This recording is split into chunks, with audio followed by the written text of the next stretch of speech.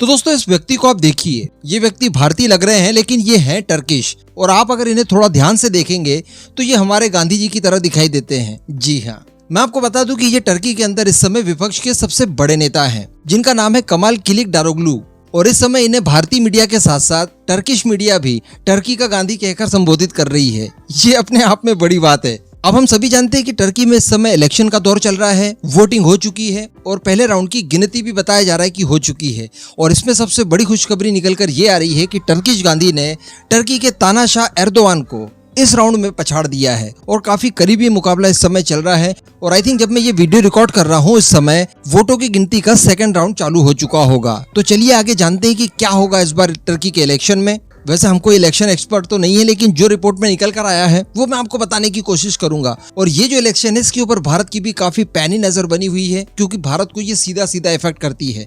अगर टर्की के अंदर गांधी जी की सरकार आ जाती है तो ये समझ लीजिए कि भारत और टर्की की रिलेशनशिप पहले किसी जमाने में जब अच्छे मधुर हुआ करते थे वैसे हो सकते हैं, क्योंकि ये व्यक्ति न केवल डेमोक्रेटिक सोच रखते हैं बल्कि ये लिबरल व्यक्ति हैं। वहीं अगर एर्दोगान की बात की जाए तो एक तानाशाह से कम रवैया उनका बिल्कुल नहीं है। और भारत के बारे में तो देखा गया है कि उन्होंने किस किस तरह से कब कब जहर उगला है। तो जो रिपोर्ट निकल कर आ रही है उसमें बताया जा रहा है कि जब मतगणना की गई तो मौजूदा प्रेसिडेंट रजब तैयब एर्दोगान बहुमत के आंकड़े से फिसलते हुए दिखाई दे रहे हैं और उनकी पार्टी को जो वोटों का आंकड़ा है वो 50% से नीचे रहा है। अब अगर टर्की में आपको गवर्नमेंट बनानी है तो आपको 50% के ऊपर जाकर ही वोट लाने होंगे। तो अल्टीमेटली जो पहला राउंड है जिसमें 50% वोट इन्होंने हासिल नहीं किए हैं, तो सीधा सीधा इसका मतलब ये हुआ कि पहले राउंड में तो ये बाहर हो चुके हैं। अब अगले राउंड के ऊपर इनकी नजर रहेगी और यहाँ पर इन्हें 50% से बहुत ज्यादा ऊपर जाना होगा, तब जाकर एवरेज जो निकलेगा सभी राउंड का वो 50% निकल सकता है।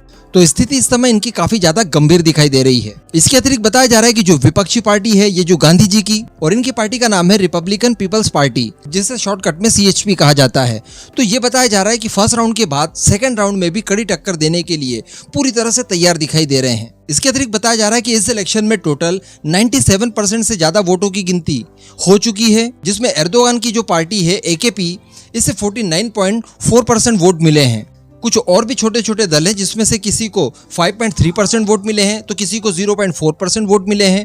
अल्टीमेटली 50% से ऊपर का आंकड़ा एर्दोगान अभी तक पार नहीं कर पाए हैं। तो ये तो हो गया मौजूदा स्थिति क्या है, लेकिन अगर ये स्थिति आई और एर्दोगान जो हारने की कगार पर इस समय आ चुके हैं या कम से कम जीत तो नहीं पा रहे हैं, तो इसके पीछे का कारण क्या है? तो इसके पीछे का कारण है एर्दोगान के द्वारा बनाई गई खराब नीतियां। जी हाँ, अभी आज से अगर 7-8 महीने पहले जाएं तो हम लोगों ने आपको कई सारे वीडियोस बनाकर दिए, जिसमें हम लोगों ने आपको विस्तार से बताया था कि टर्की की जो करेंसी है लीरा वो मुन्नी से ज्यादा बदनाम हो चुकी थी और कितना ज्यादा नीचे गिरी थी, ऐतिहासिक स्तर तक वो नीचे गिर चुकी थी।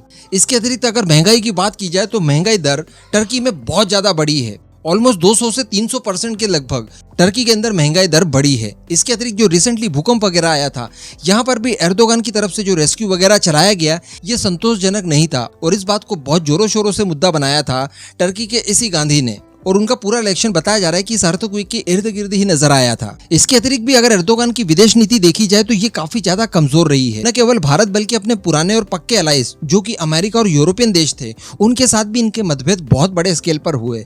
इनके पास अगर इनकी छवि चमकाने के लिए कुछ साधन बचते हैं तो वो केवल और केवल कट्टरता है, जिस कट्टरता का बीज इन्होंने टर्की के अंदर बोया पिछले कुछ सालों में। लगभग 2 दशक हो चुके इन्हें राष्ट्रपति बने हुए। इस दौरान जो इन्होंने कट्टरता फैलाई है टर्की के अंदर, वो इनके समर्थन का सबसे बड़ा कारण है। इसके अतिरिक्त जो इन्होंने अजरबैजान को मदद की थी आर्मेनिया के युद्ध में और अजरबैजान ने वो युद्ध जीत लिया था, वो एक फैक्टर यहाँ पर काम कर रहा है। इसके अतिरिक्त इनके पास किसी भी तरह के डेवलपमेंट का काम दिखाने के लिए है ही नहीं। जबकि अगर एर्दोगान की बात की जाए तो ये एक लेजेंडरी लीडर माने जाते हैं टर्की के अंदर, और जो पास्ट में इन्होंने काम किए थे और पास्ट में जो इनकी पॉपुलैरिटी थी वो बहुत ज्यादा हाई थी। आपको पता ही होगा जब इनके खिलाफ सेना द्वारा विद्रोह कर दिया गया था और इनके तख्ता पलट तक की कोशिश की गई, लेकिन उस दौरान टर्की के आम लोगों ने बीच में आकर अपनी सेना के खिलाफ विद्रोह करके एर्दोगान की कुर्सी बचाई थी। लेकिन वो स्थिति अलग थी। अब काफी समय गुजर चुका है और ये गुजरे हुए समय में इन्होंने केवल और केवल खराब काम ही किए हैं और इन्हीं खराब कामों की वजह से आज ये इलेक्शन में पिछड़ते हुए दिखाई दे रहे हैं। वरना इनको क्लियर मेजोरिटी हर हाल में मिलनी ही मिलनी थी जो इनकी पॉपुलैरिटी थी। हालांकि अभी भी सस्पेंस बरकरार है और अभी तक पूरी तरह से रिजल्ट नहीं आया है। और कई सारे मीडिया हाउसेस को मैंने देखा, कई सारे एक्सपर्ट्स की सलाह जानी, तो उन्होंने ये कहा है कि हो सकता है कि एर्दोगान बचे हुए वोटों की काउंटिंग के दौरान वापसी कर भी लें, या हो सकता है किसी तरह की धांधली को भी यहाँ पर किया जाए। तो इन सब चीजों की वजह से हो सकता है कि एक बार फिर से ये राष्ट्रपति बन जाए। लेकिन अगर यही सिलसिला चलता रहा जो फिलहाल चल रहा है, तो हर हाल में इन्हें इस बार हार का सामना करना ही होगा। अब दोस्तों, इस पूरे मुद्दे पर आपका क्या मानना है? आपके हिसाब से एर्दोगान ने टर्की में वापसी करनी चाहिए या फिर इस बार गांधी की गवर्नमेंट बननी चाहिए? नीचे कमेंट करके जरूर बताइएगा।